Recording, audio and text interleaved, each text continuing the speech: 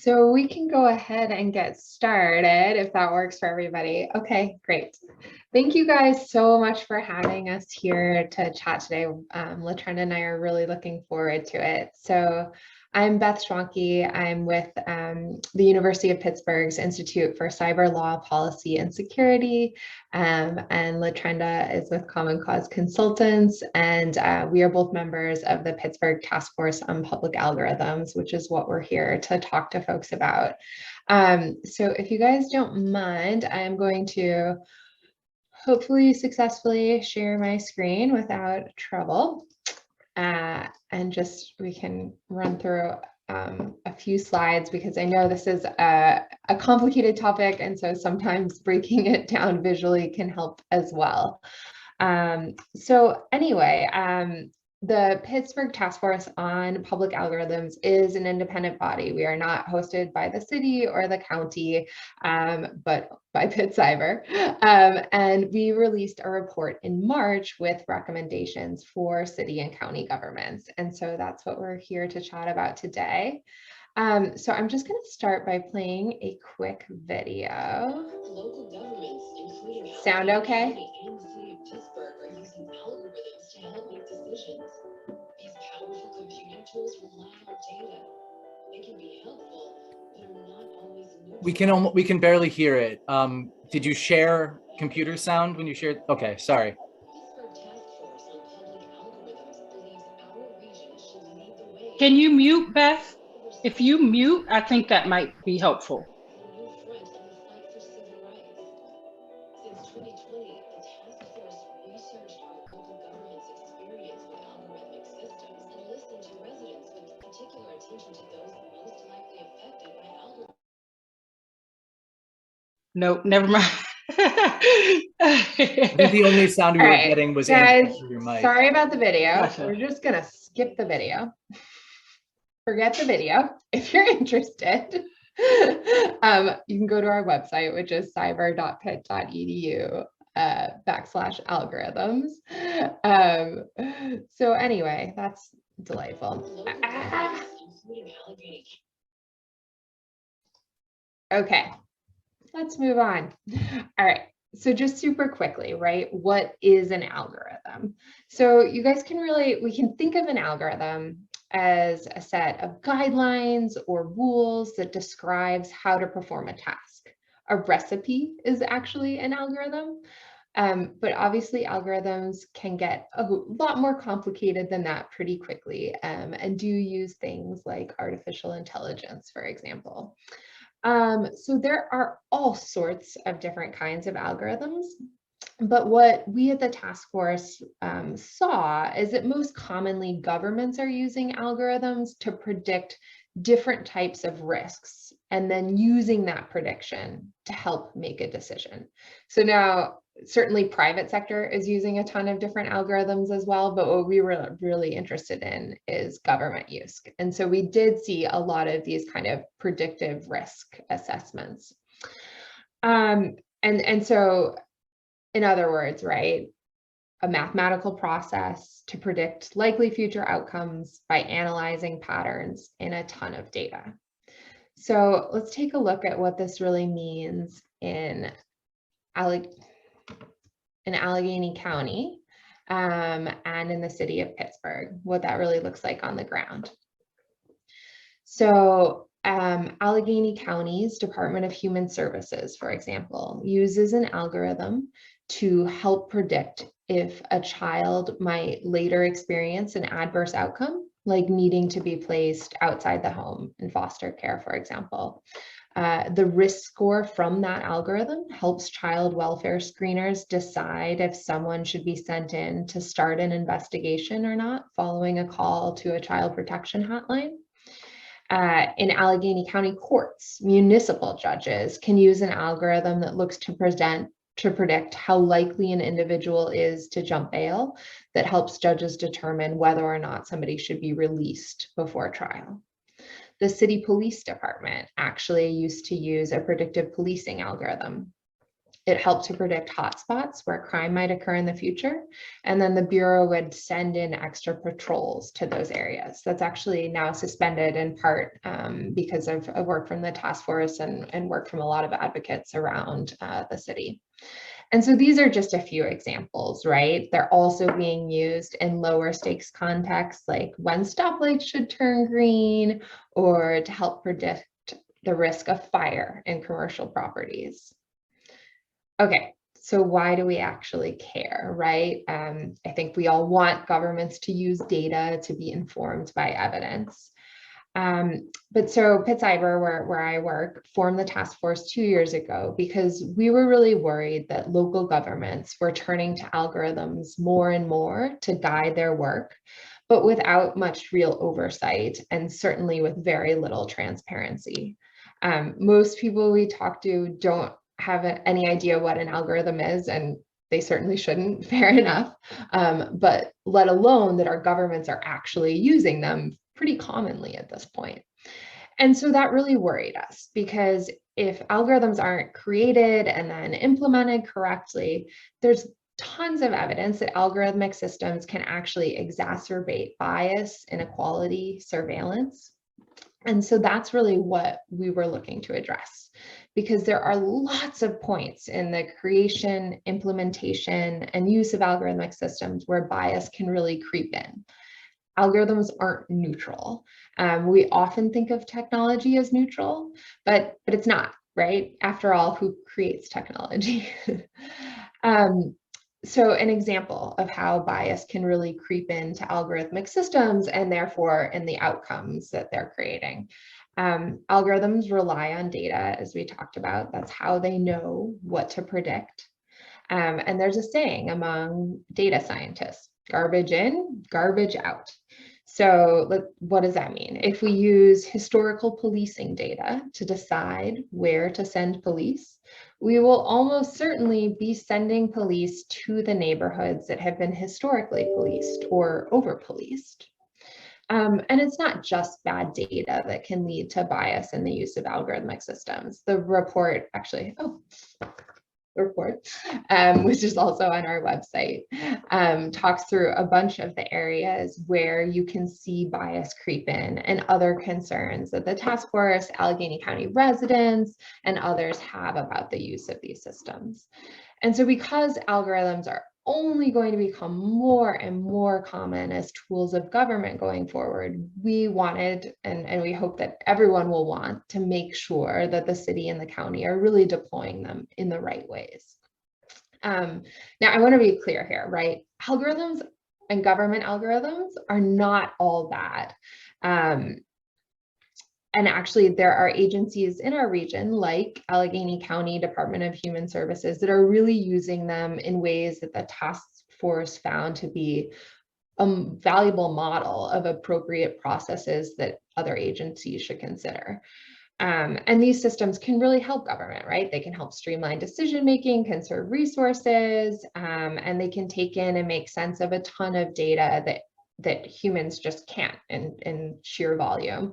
And of course, we all know that people are biased too. So there are really good reasons for governments to want these tools. We just want to make sure that they're doing it right?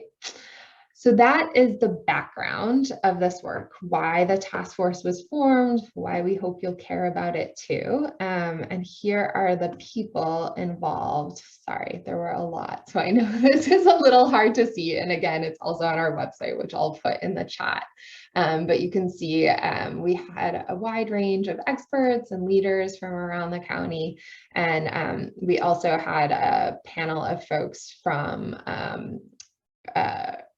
County Executive Fitzgerald and Mayor Peduto that helped advise us, which although they are definitely not signatories to the report nor to the recommendations, but they were really helpful and we appreciated their contributions very much. So I'm going to stop here and turn it over to LaTrenda to talk about our community engagement work around this and how that really helped shape our recommendations. So before I stop sharing my screen, I'll just hear some pictures of our community engagement. And hi everyone, Latrinda here. And I'll say, right, we started right before COVID happened. So we started off pretty strong. We wanted to like start east and make our way sort of north and south and all of these other places in the city. But literally, I think our last community meeting was like February 20th or something like that. Or was it March 7th? It was something It was very the close Wednesday to before everything shut down on Friday. yeah, so we did our best, right, to attempt to get as much community feedback as we could. And also as a part of this, there was a community survey. So I did want to share that. But as a part of the process, we did try to talk to a number of stakeholders. So we did engage some local elected officials and hope to in an effort to use them to amplify just some of the conversation and really just get a sense of, one, do people know about algorithms, right? Or do people have questions about algorithms? And then if they really had some questions like, or they thought that they could be helpful, how did they think that we should use algorithms? And so as a part of the report, and hopefully, it's something that you all can use, in your arsenal. There's so much work I know that is done with OPDC in terms of solid community engagement and advocacy. But just hopefully some of this is helpful for you. But some of the recommendations included, one, community members wanted the information to be co-created with community. They felt like, at some point, right, there should be a process, right? Data can help inform decision making, but at what cost? And then, how do they even know that community cares about measuring some of these things? Recently I was in a conversation where, a thought around an algorithm was posed, and it was really to support and being, trying to redirect services to folks. But one of the pieces of data, right, was like a history of overdosing, and that just it just feels a little icky, right? Like who is going to be a part of that data set? And then also, how much information are you taking into account about that person? And then who else is that information being shared with, right? Like some of this stuff, I think for folks just gets really, really, really sticky. And so community members were interested in the co-creation with community. And then also, they definitely felt like an algorithm can be used in a positive way, but like to deploy services, right? How can we help people as opposed to determining whether or not we utilize a person, whether or not a person is employed to sort of think through, or will they, recommit a crime, right? Like, how are people utilizing this information to support folks instead of punishing them? And that was really a huge question that community members asked.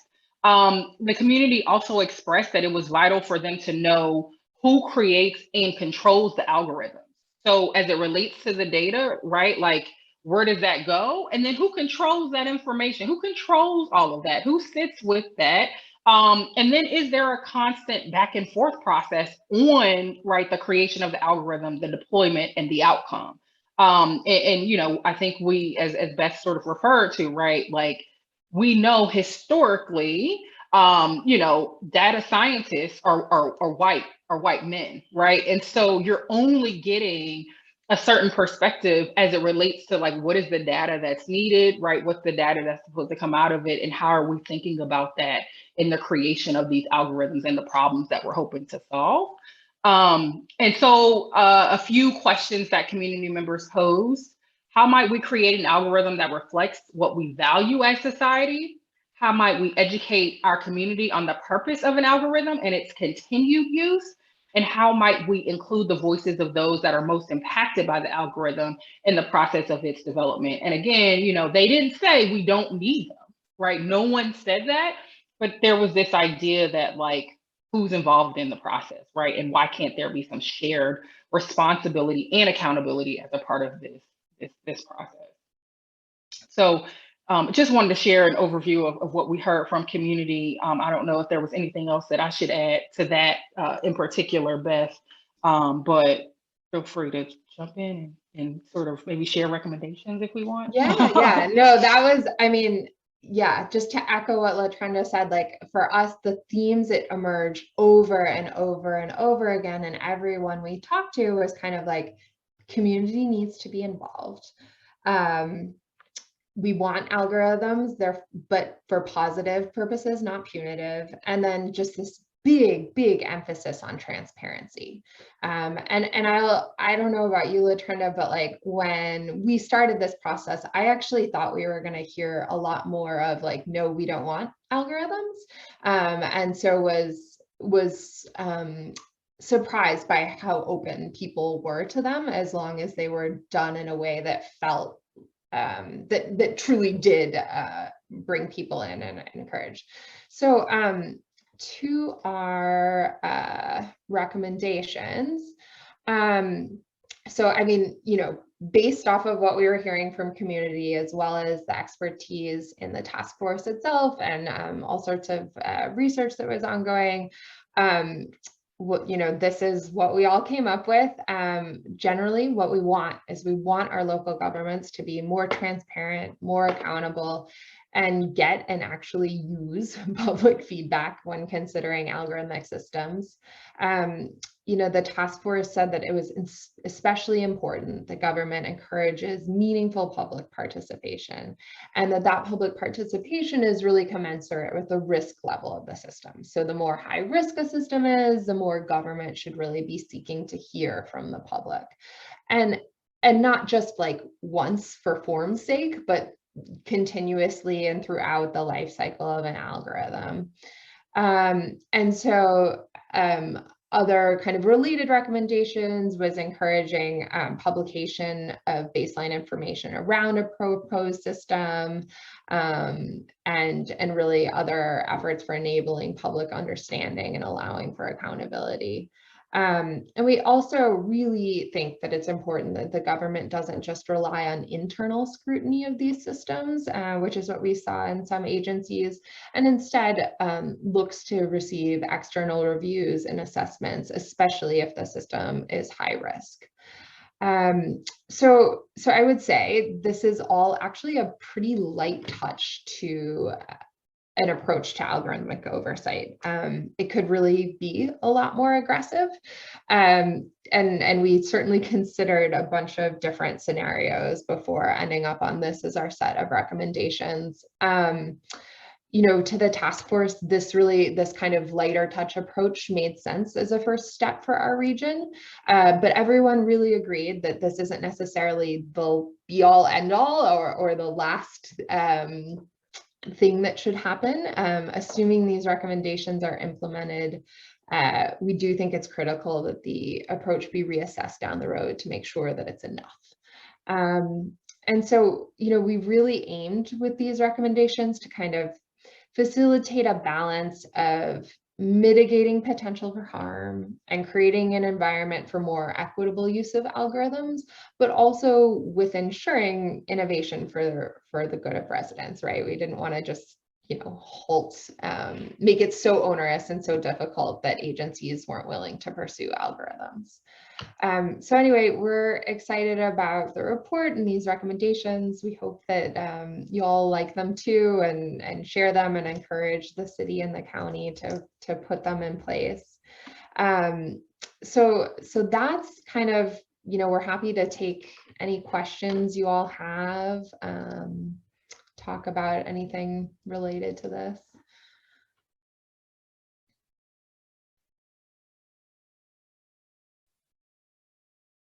I guess one question that I have is, I know this is like primarily focused on public agencies within the city of Pittsburgh, but I am curious how much sort of a mirror, or I guess like how much has been shared within Pitt itself as an entity, right? There's sort of a component here talking about like transparency, right, and the need for public engagement. And while it comes from an entity within Pitt, and I guess if you could just kind of speak on that catch-22 a little bit, and how maybe some of the recommendations that have been seen have been utilized within Pitt as a big time neighbor in Oakland. Yeah. So, I mean, I hope that we will see more transparency from Pitt as well with respect to its algorithms. Certainly, like educational institutions use a lot. I think for me personally, and I'm definitely not speaking on behalf of the task force here, but it's really important for government in particular to be a leader on transparency, because I actually think there are real due process concerns when it comes to government, right? They're suddenly making these policy decisions, but we're letting, if they're created by a vendor, we're letting the vendor essentially make these policy decisions, which in the past would have been done by a government employee. So that's part of why we really focused on local government. That said, like obviously like huge institutions like Pitt should be playing a real leadership role in, things like transparency when appropriate. But I do think there's a pretty big distinction between government use of algorithms and then other entities. But absolutely, I hope Pitt will do more, and including just with data transparency generally, even aside from algorithms too.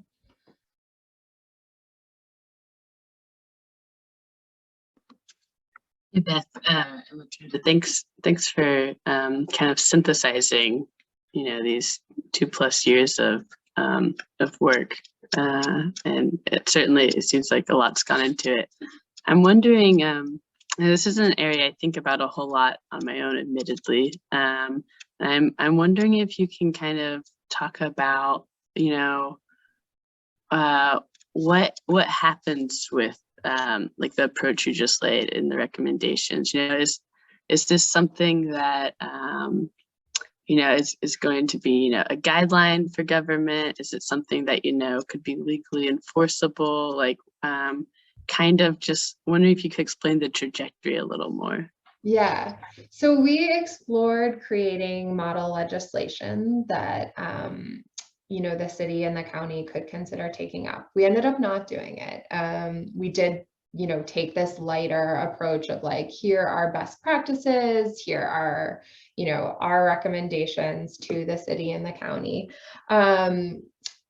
In part after some helpful feedback from a lot of folks saying that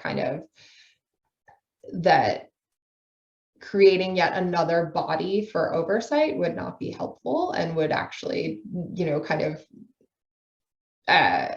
be counterproductive. And so that does mean, right, that there isn't like, draft legislation that the councils could consider taking up.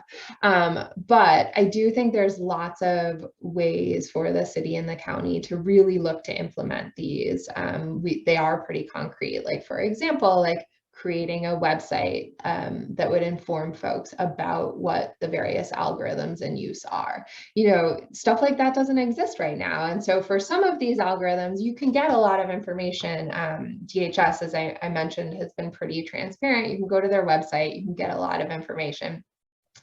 But other agencies, not so much, right? You have to do a lot of digging to even find any information, and chances are it's coming from the media or academic research and not actually from the agency itself.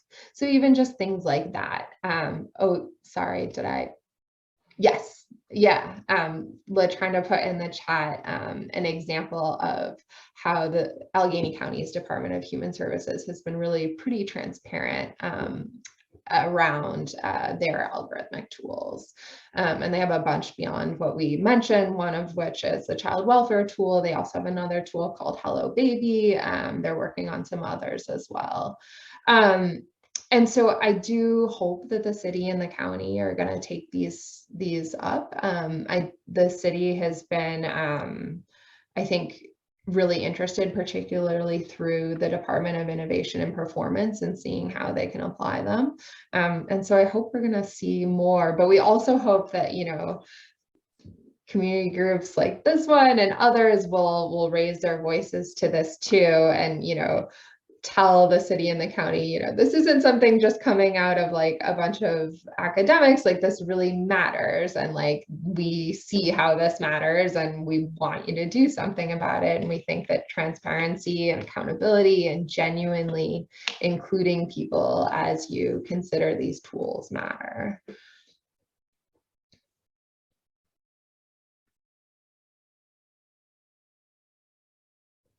I think more than anything too, as a part of the process, right? Like lots of folks had questions about what an algorithm was, right? So when we talked to a number of residents, and the idea was, right, like there were a number of people who recommended people to have some conversations with us. So some folks were grass tops leaders, right? And some folks were like, hey, like they know folks in the community who know all the folks of the community, right? And so, but they had questions about like, well, what does it mean for data? And I think one, we have a long way to go in our community about sharing with people where their data is and what that means for them. Like that is like, I mean, we just have a long way to go, right? And so thinking about things that not only government can do, right, but our institutions could do, right? Sharing with people what does, you know, giving people the right to certain pieces of your data actually mean.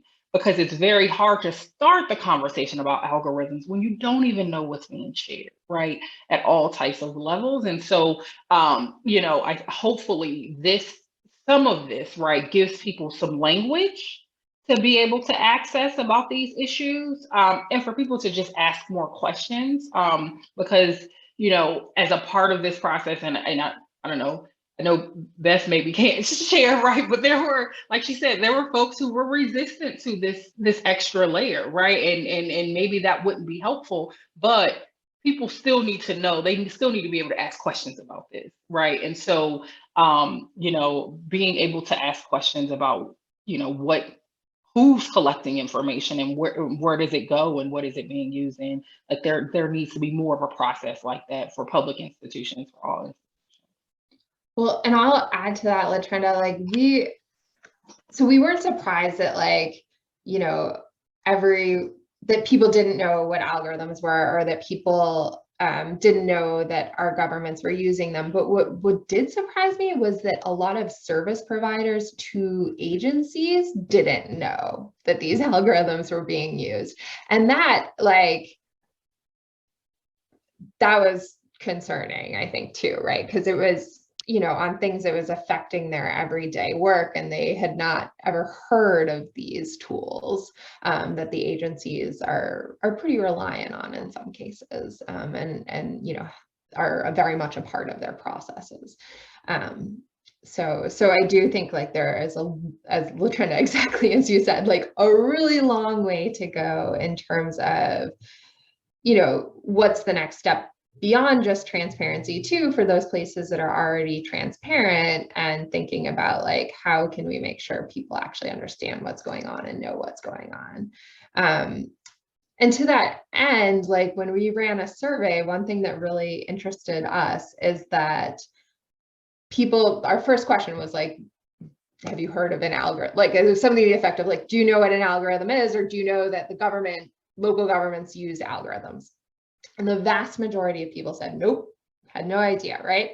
But then when we went in and we named specific algorithms, almost everyone had heard of smart stoplights, because the city of Pittsburgh is rightfully, like, proud of their system of smart stoplights, right? And so they talk about it a lot. Well, that's an algorithm, and people know about it, and people understand it, and people are interested in it.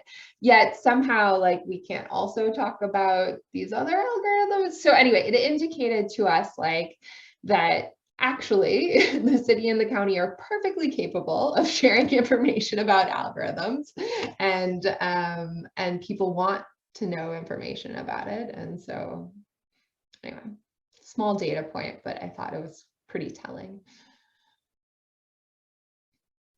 I have another question too. If I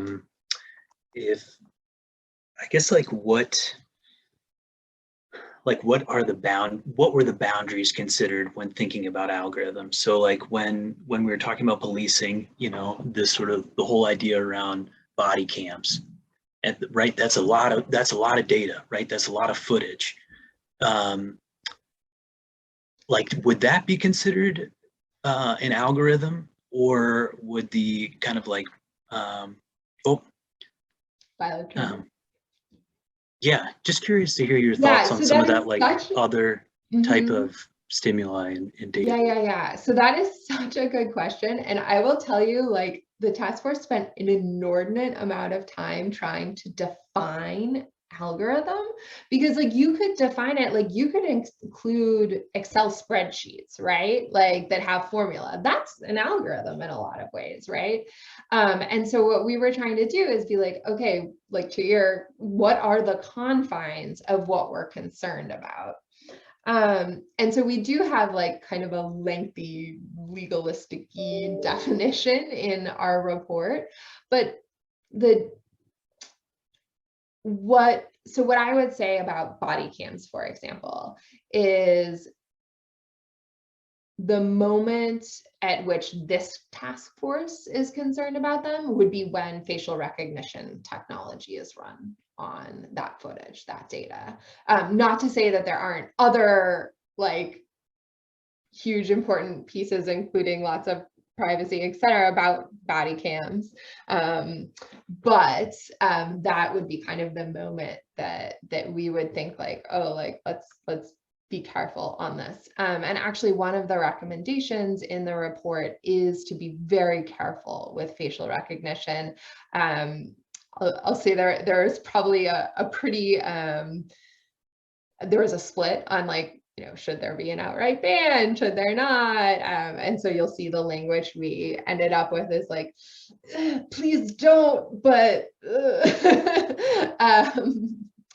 so anyway, you're right that like you can basically, anything that involves a ton of data at some point probably also involves an algorithm. Absolutely. And I think to what Latrenda was saying earlier too, we also need, a conversation about like all of that data and what that means, especially like now's the moment to have these conversations, right? Like not, 10 years from now when it's way too late.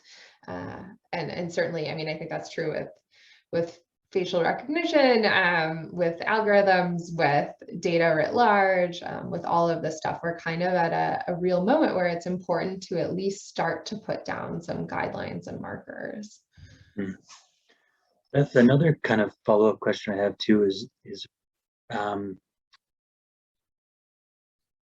I guess like at what point does information become an algorithm?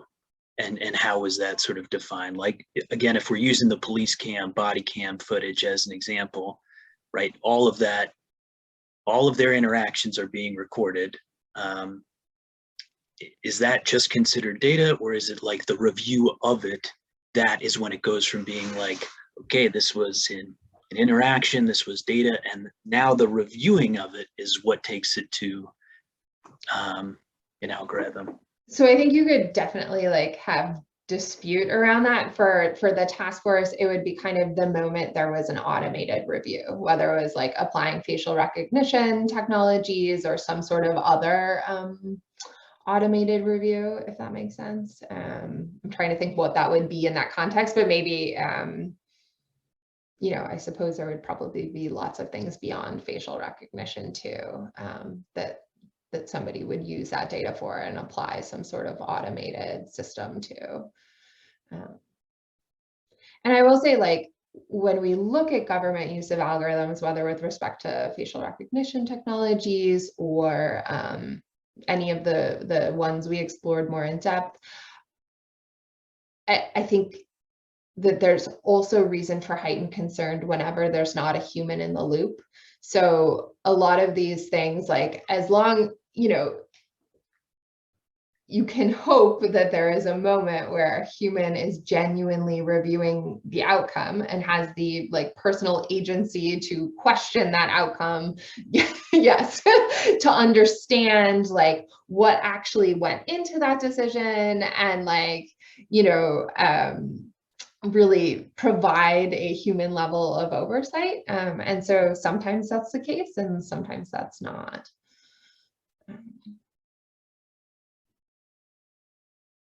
And I do think the city of Pittsburgh and Allegheny County are a little bit ahead of where a lot of local governments are in terms of using algorithms, in part because we have, you know, this amazing tech population here, and in part because the county in particular has been really savvy and smart in terms of wanting to use data. And, you know, that's not a bad thing. We just, you know, there should be some guardrails, right? So just a quick question. Hi. Hi. Thanks for doing this. Just a question about that. When you say that Pittsburgh and Allegheny County are ahead, do you mean by that Pittsburgh and Allegheny County are employing the use of algorithms to interpret and extrapolate or synthesize from data, or that this area rather is more intentional about the ramifications of that? So actually, like both. So I think that's the answer I was hoping for. Awesome. So I do think that there are probably a few more out. So there's not good data on this, right? Like I could not tell you how many local governments are using algorithms. I can like no data on the data. There's some irony in that, right? But like, so there is not good data on this. So like, take this for what it is worth. But like my sense is that the county in particular uses more algorithms than say just like most counties, certainly more than others its size. However, the county in particular, again, and I suppose actually I should pause here and say the Department of Human Services in particular has been really thoughtful with how they're doing it. Like, for example, I think most local governments are actually just procuring algorithms kind of off the shelf. Like they're buying what they're sold by a vendor. They're like a vendor is coming and saying like, look, I have the solution to your problems. They're not just and they're like, perfect, we'll buy it. They're not just going to Stack Overflow and stacking an algorithm. Okay. Yeah. And the county on the other hand, county DHS on the other hand, from what we saw, particularly with AFST and with Hello Baby, is that they're like, okay, this is a problem where we need more data in order to solve it. And these are the questions we think we can ask and actually, you know, get a useful outcome. And then they go and they work with folks to actually design that algorithm, and they're deeply involved in the process, and are not just kind of like, you know, so I think that certainly county DHS is really ahead in terms of ethical, accountable, transparent use of algorithms. I really like can't emphasize enough like how impressed the task force was with their processes, and not to say they're perfect, like not to say people don't have problems with them and concerns to raise, and but like their process was really gold standard, like impact reviews, you know, ethical analyses, like really like thinking it through. Very cool. And that's all available on their website, which is way more than I can say for most places. Awesome. Thank you very much. Yeah. I have a question, and I apologize. Just one second. Sorry.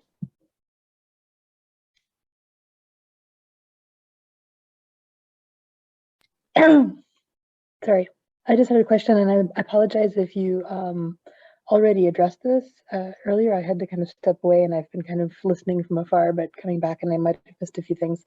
Like some of the problems that we have as a community organization is that it's really hard to get data per se out of the public agencies. So for example, as you might be familiar, right, the Pittsburgh police have a database that they don't know how to use.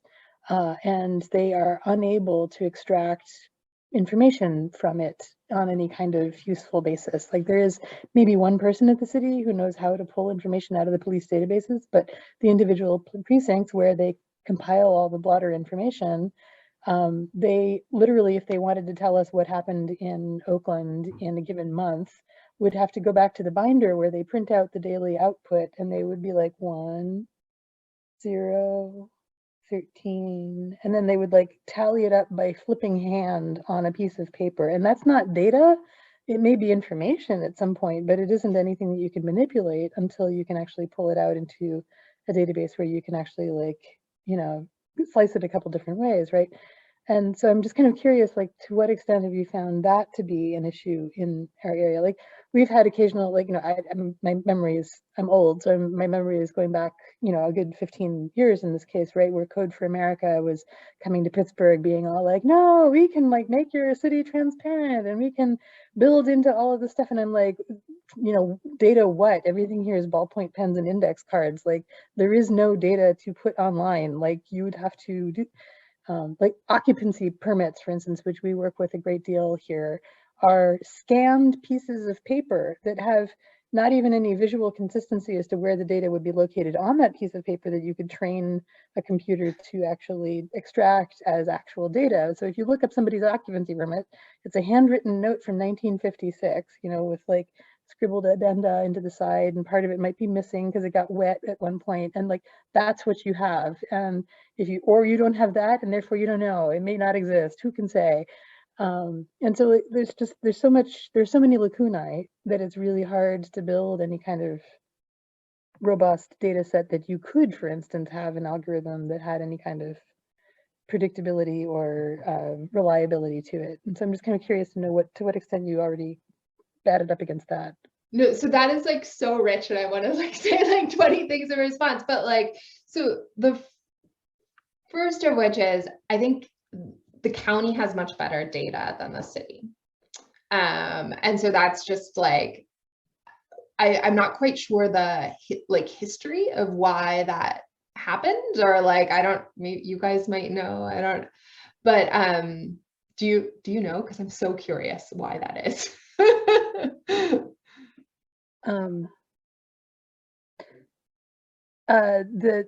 Most of it's that the city and the county split up the responsibility for different kinds of service production. So the city provides the police, and the county provides literally everything else. So in terms of what kind of information the city has had to gather, it hasn't had to gather like actual service provision type information, demographics of, like, it hasn't dealt with that at all. The question of the police is just basically, where do we send them? And that is the extent of anybody's curiosity at the city's level. And it's always just a question of like, can we save money by having fewer of them, or by giving them bigger guns and having them fewer of them? And so there's it's a function split. The budget simply isn't there for the city to enlarge its social services provision, which is one of the reasons why when we talk about like defund the police at the city level, that doesn't get you better services, because all of the social services that people are demanding be increased, you know, while the enforcement is maybe diminished somewhat, reside outside of the city's budget. And so it's not within our ability to control at the micro local level. Yeah, although I still don't understand why the city hasn't stepped up on the data side, but but yeah, that division is certainly part of it. So one thing too that I would say is that so yes, the county does tend to have much better data than the city, and I think that is part of why the city hasn't pursued quite as many algorithms as the county has, certainly because they don't have access to it. That said, that's lack of data on a location tends not to stop the use of algorithms, because people do procure them through vendors, and so they're often trained on data that, you know, isn't local. So luckily though, that has a little bit stopped the city. Although, you know, the city did briefly have this policing algorithm, and to the city's credit on that, you know, that was not a procured off the shelf vendor driven algorithm. It was actually a partnership with some CMU researchers, and that one is currently suspended.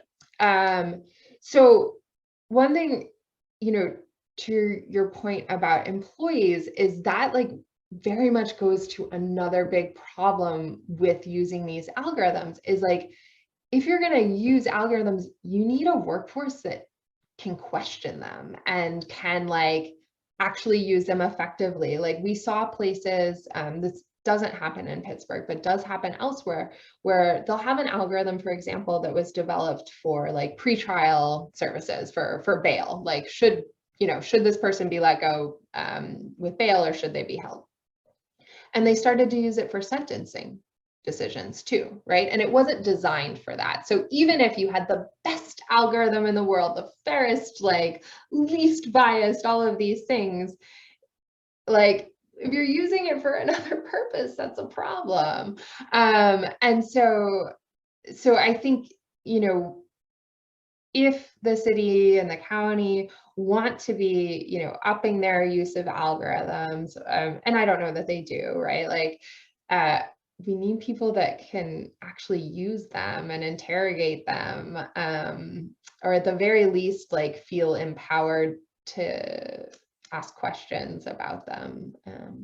So, and I think certainly what you're saying about how so some of the processes at the police department right now, you know, that is perhaps not a workforce that is ready to be at that point with an algorithm.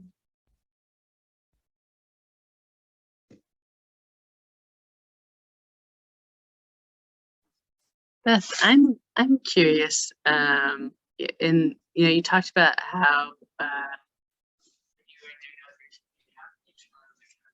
that kept coming up was like using algorithms to support the community. I wonder if you have any kind of like tangible examples of what that might look like, if there were any specific areas that you personally just thought were really exciting, or any direct asks. Yeah, I'm curious. So a lot of when that came up was in the context of like, instead of deploying police, why aren't we deploying services? So that was an example that the community really, like, we heard quite a few times from people when we were talking to them. I think one place that will be interesting to look at, that are both a little bit early, but the first is the Department of Human Services Hello Baby program, which actually, what it does is essentially every baby that's born in Allegheny County, you can opt out. I don't believe you opt in, but I could be wrong because this is not one I studied in depth. But it essentially like is like, hey, this family might need some extra services, and would provide extra support if the family then opted into those services. So I think you could think of that as a positive service enhanced goal of an algorithm. Another one that is also out of Department of Human Services, and forgive me, I'm just not sure if it's started yet or about to start. I think it's started, but is around housing. So making sure unhoused have housing options. So I think too, making better use of the beds that exist, and other housing options. So I think that's also potentially one that I think could be considered a positive. I mean, that said, like, I haven't talked to those populations directly. Like, I don't know if like they see it as a like positive service, you know, provision. But I think that Hello Baby could be. You could also flip it and consider it like, you know, just another risk analysis on at-risk population. Like, I think some of this depends on how you look at it. But I do think, right, like, people do see the bail algorithms, for example, as often feeling punitive.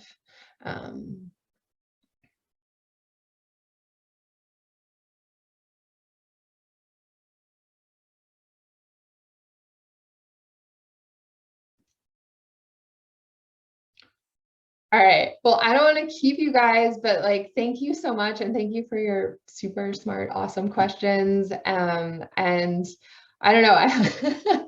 Go on. No, yeah. But really, I hope you guys will like engage with this work, however is helpful to you. And if there are ways that we can be helpful to OPDC going forward, certainly let us know. We'd really look forward to it. Absolutely. Thank you so much for your time. Thank you guys. Bye. Beth. Thanks, Beth.